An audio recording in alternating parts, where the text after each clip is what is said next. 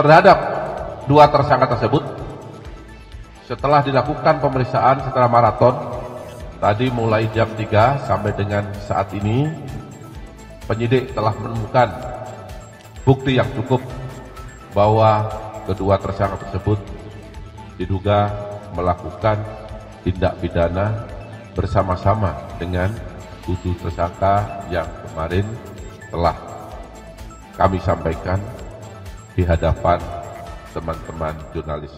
Bersama ini saya sampaikan perkembangan penyidikan dugaan tindak pidana korupsi dalam tata kelola minyak mentah dan produk kilang pada PT Pertamina Persero Subholding dan kontraktor kontrak kerjasama atau K3S tahun 2018 sampai dengan tahun 2023.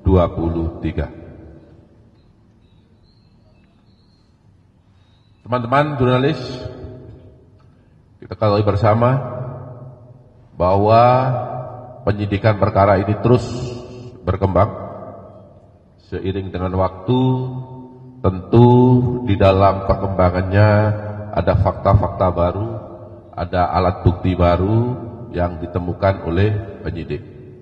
Untuk itu akan saya sampaikan bahwa pada hari ini, hari Rabu, tanggal 26 Februari 2025, perkembangan penyidikan dugaan tindak pidana korupsi tata kelola minyak mentah dan produk kilang pada PT Pertamina Persero Subholding dan kontraktor kontrak kerjasama atau K3S sampai dengan saat ini, pasca telah dilakukan penahanan terhadap 7 tersangka, telah dilakukan pemeriksaan saksi terhadap dua orang. Yang pertama yaitu Maya Kusmaya ST, MST, selaku Direktur Pemasaran Pusat dan Niaga PT Pertamina Patra Niaga. Yang kedua, dilakukan pemeriksaan sebagai saksi terhadap tersangka Edward Corner ST, selaku FV Trading Operation PT Pertamina Patra Niaga. Kemudian terhadap dua tersangka tersebut, setelah dilakukan pemeriksaan secara maraton, tadi mulai jam 3 sampai dengan saat ini, penyidik telah menemukan bukti yang cukup bahwa kedua tersangka tersebut diduga melakukan tindak pidana bersama-sama dengan 7 tersangka yang kemarin telah kami sampaikan di hadapan teman-teman jurnalis. Terhadap 2 orang tersebut ditetapkan sebagai tersangka berdasarkan surat perintah nomor 19-FD-2-02-02-2025 tanggal 26 Februari 2025. Ini untuk tersangka Maya Kusmaya. Sedangkan untuk tersangka Edward Cornel ST, berdasarkan penetapan tersangka nomor 20-FD-2-02-02-2025 tanggal 26 Februari 2025. Jadi pada malam hari ini penyidik telah menetapkan 2 orang tersangka. Kemudian setelah dilakukan pemeriksaan kesehatan, dokter menyatakan bahwa kedua orang tersebut dinyatakan sehat jasmani dan rohani. Selanjutnya tim penyidik pada malam hari ini melakukan penahanan selama 20 hari ke depan, terhitung sejak tanggal 26 Februari 2025.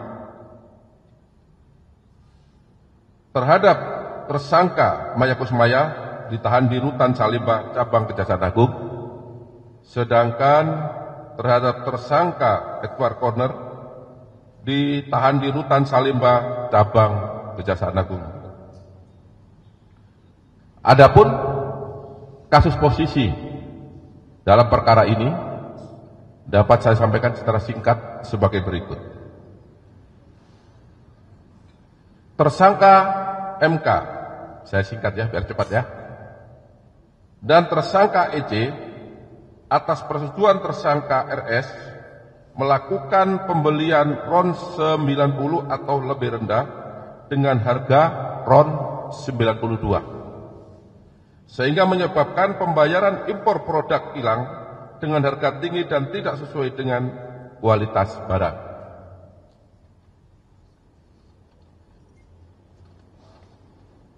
Kemudian tersangka MK memerintahkan dan atau memberikan persetujuan kepada EC untuk melakukan blending produk kilang jenis RON 88 dengan RON 92 agar dapat menghasilkan RON 92 di terminal PT Orbit Terminal Merak milik tersangka MKAR dan tersangka GRJ atau yang dijual dengan harga RON 92. Hal ini tidak sesuai dengan proses pengadaan produk kilang dan core business PT Pertamina Patra Niaga.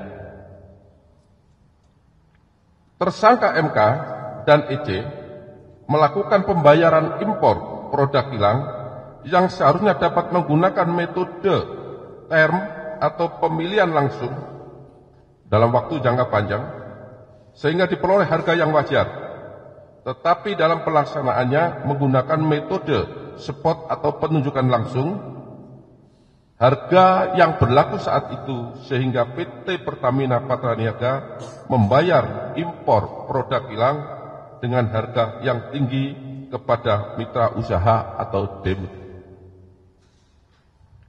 Selanjutnya tersangka MK dan tersangka EC mengetahui dan menyetujui adanya markup kontrak shipping atau pengiriman yang dilakukan oleh tersangka YF selaku Direktur Utama PT Pertamina International Shipping, sehingga PT Pertamina Patra Niaga mengeluarkan fee sebesar 13% sampai dengan 15% secara melawan hukum, dan fee tersebut diberikan kepada tersangka MKAR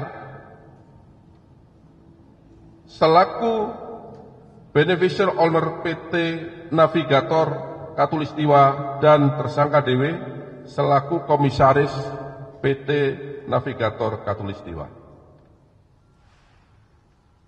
Akibat perbuatan tersangka MK dan tersangka EC bersama-sama dengan tersangka RS, tersangka SDS, tersangka YF, tersangka AP, tersangka MKAR, tersangka Dewi, tersangka GRJ mengakibatkan kerugian keuangan negara sebesar 193,7 triliun yang bersumber dari komponen sebagaimana yang telah disebutkan beberapa waktu yang lalu. Itu ada 5 komponen ya, saya rasa teman-teman masih ingat itu. Perbuatan para tersangka bertentangan dengan Peraturan Menteri BUMN nomor per garis datar 15 garis miring MBU garis miring 2012 tentang perubahan atas Peraturan Menteri BUMN nomor per garis datar 05 garis miring MBU garis miring 2008 tentang pedoman umum pelaksanaan pengadaan barang dan jasa badan usaha milik negara. Kemudian bertentangan dengan TKO nomor B03 garis datar 006 garis miring PNC 400000 garis miring 2022 garis datar S9 tanggal 5 Agustus 2022 perihal perencanaan material belen dan penjadwalan impor produk bahan bakar minyak. Perbuatan